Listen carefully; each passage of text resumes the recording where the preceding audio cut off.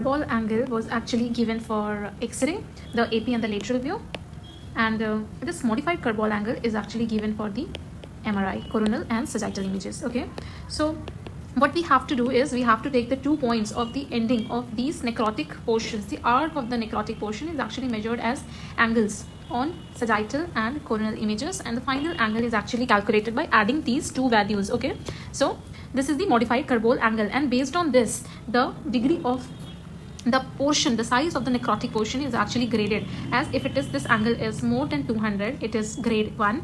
If it is like 200 to 249 degrees, it is grade 2. If it is 250 to 299 degrees, it is grade 3.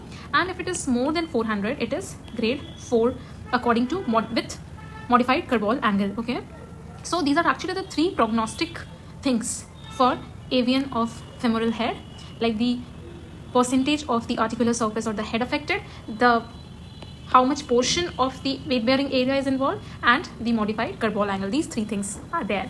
Now some of the basic things, like we all know why the AVN of hip is very common, because of the precarious blood supply of the femoral head.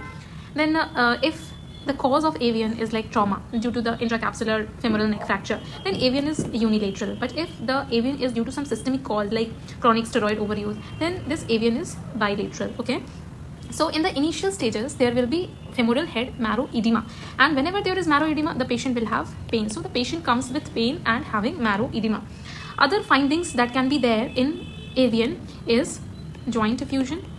Okay, then this edema will be there in the femoral head and neck region, but it will not cross the intertrochanteric region. Okay, intertrochanteric region it won't cross. Okay, next thing is there will be like premature conversion of hematopoietic tissue into fatty marrow in the intertrochanteric region. Okay, if there is AVN, then there will be premature conversion of hematopoietic tissue into fatty marrow in the intertrochanteric region. What is the role of contrast in AVN?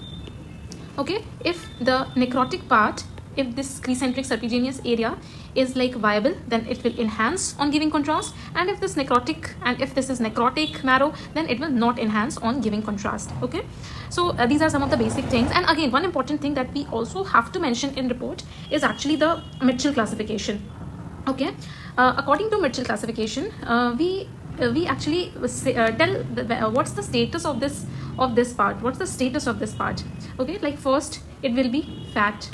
In the next stage, it will be like subacute blood. In stage 3, it will be like fluid. And in stage 3, it is edema. Sorry, it is sclerosis.